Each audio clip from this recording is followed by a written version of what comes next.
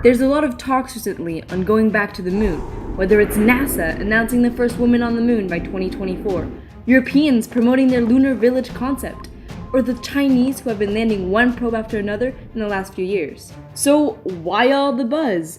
One common justification we hear is that the moon has tremendous resources just waiting to be exploited. So isn't mining the moon the next big thing? Surfing on these exciting prospects, many startups have been popping up to grab a piece of this new gold rush. So what about betting your own money on the moon race? Is it the right time to invest in a lunar venture?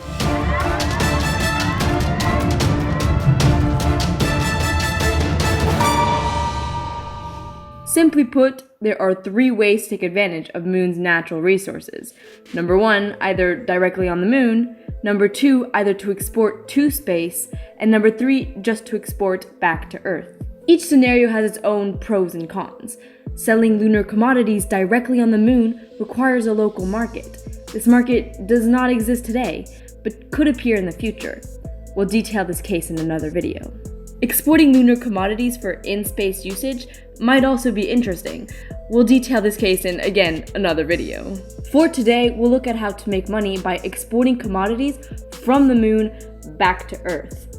This case has the big advantage to target a huge existing market. Before we dive into the business case, it's worth sharing a few thoughts. Remember, we are not in the business of subsidizing moonshots. We're looking at what a profitable venture would look like, a venture that will make money, serving clients willing to pay for the true value of our service. This means whatever raw material we'll extract from the moon for whatever usage, it will have to be done in a financially profitable way. This has one very important consequence. From the start, we are ruling out any manned missions. Ugh, too bad. The issue is that missions that include astronauts suffer costs that are more than 10 times higher than unmanned missions. So any moon mining business aiming to be profitable will have to be by design 100% robotic. So let's get started. What does the moon have to offer to Earth in terms of raw material? Well, the short and slightly depressing answer is not much. Why is that? According to the most popular scientific theory,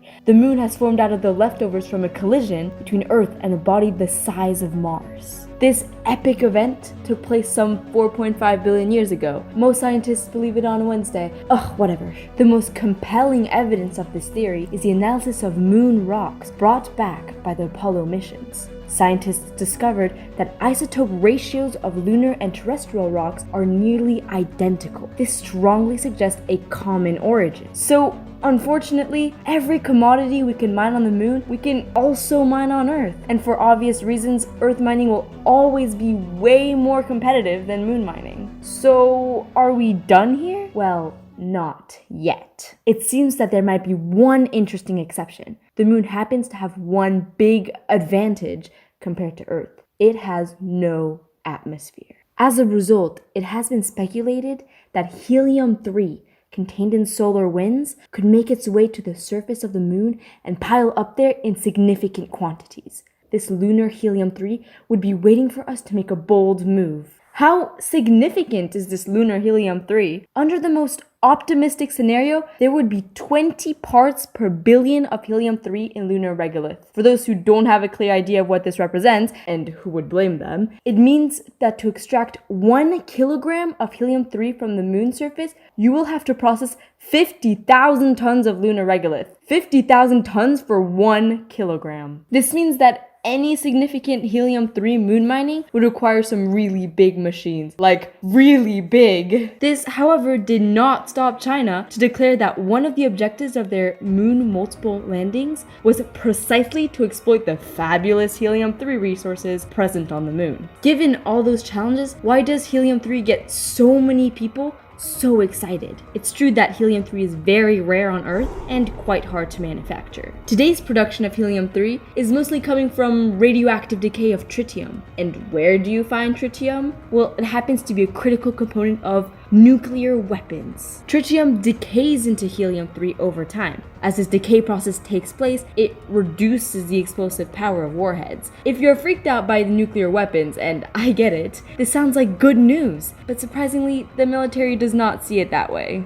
So to keep their sweet little weapons fully operational, the military are periodically removing from warhead reservoirs this unwelcome helium-3. And this is mostly how we get helium-3 available on the market for other applications. As a financial investor, you want to know what helium-3 is worth on the commercial market. Well, it's worth around $1 million per kilogram. Wow, that's like 30 times the price of gold. Pretty exciting, isn't it? Unfortunately, there is one little catch. The market for such a pricey commodity is tiny. More precisely, it's less than 1 kilogram per year. In other words, in today's economy, there are very, very few applications for which helium-3 is worth this huge price tag. So once more, why all this excitement around helium-3? It's because there is a scenario where this rare commodity would suddenly become super valuable. Now, where is that? In a second-generation fusion power plant, helium-3 could allow to reduce almost completely radioactive waste. For those who are no expert on controlled nuclear fusion, allow me a few reminders. Compared to conventional nuclear reactors based on fission, fusion is supposed to have a number of key advantages, including better energy density and a process that carries less catastrophic risks. Basic fuel for a fusion reactor is deuterium, a hydrogen isotope that can be easily extracted from seawater. Producing energy from the oceans? It sounds pretty cool. The issue with this comes when deuterium reacts with itself. It produces a large quantity of neutrons that are very difficult to contain, which contaminates the inside wall of the reactor. For an energy that's supposed to be clean, it's not great. This is where helium-3 gets interesting. By reacting with deuterium, we can get a controlled fusion reaction that produces not neutrons, but protons. As we all know from high school, protons are charged particles, so it's much easier to contain. This is supposed to eliminate the contamination issue and make fusion plants really clean. And here we are. Voila! Mining the moon could be the key to unlocking almost unlimited cheap clean energy? No wonder why this idea is so appealing to many space geeks. Now, if we take a closer look, things are not that simple.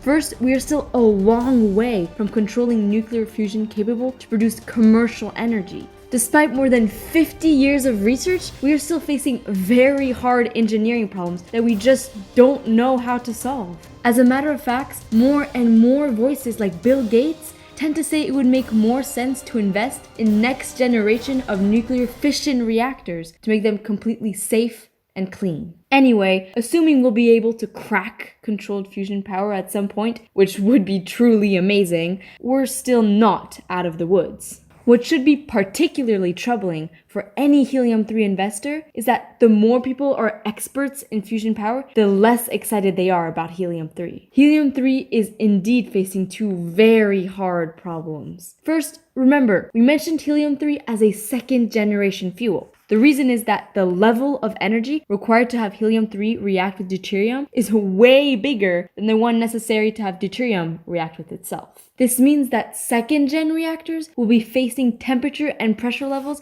that are way more crazy than first-gen reactors. Even after decades of testing, we're still struggling with first-gen constraints, so second-gen is at best a long shot. The second problem is even more troubling. As we just saw, the main advantage of helium-3 is that the reaction produces protons, which makes containment much easier. But in practice, there's no way in the reactor to avoid side reactions of deuterium on itself that will produce also a large quantity of neutrons. This unwanted side effect is kinda killing the supposed advantage of helium-3 to make the process completely clean. Sad. Anyway, let's leave this debate to nuclear specialists and return our focus on our investor perspective.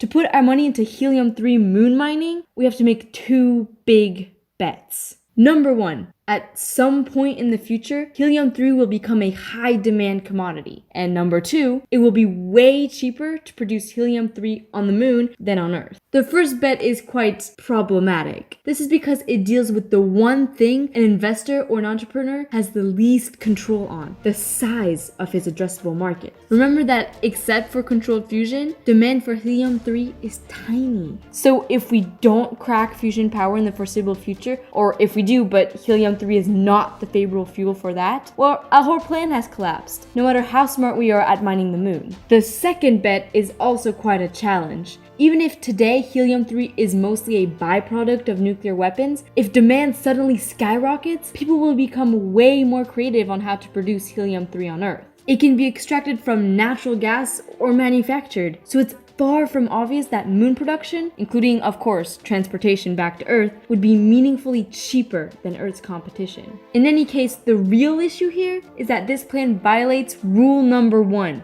of investment. One bet might work sometimes, but 2 big bets on the same project is a sure recipe for disaster. So sadly, betting today on helium-3 to fund a moon mining venture is probably a really bad idea. As a savvy investor, you want to wait until at least we get some visibility on where this whole fusion power thing is going. This could take decades, so I would not hold my breath on this. To conclude, if the end goal is to ship commodities back to Earth, it's fair to say that building a convincing business case for moon mining is very hard. Does it mean that moon mining has no case at all? Far from it. A lot of people argue that the real market for moon mining is not Earth, but in space. This is a topic Xenon Research is working on, so stay tuned for our future videos on that. In the meantime, if you have listened to this video until the end, which seems to be the case, I would assume you somehow enjoyed it. So feel free to subscribe, hit that like button, and share this video around you. Thank you, and see you soon on the Xenon Research channel!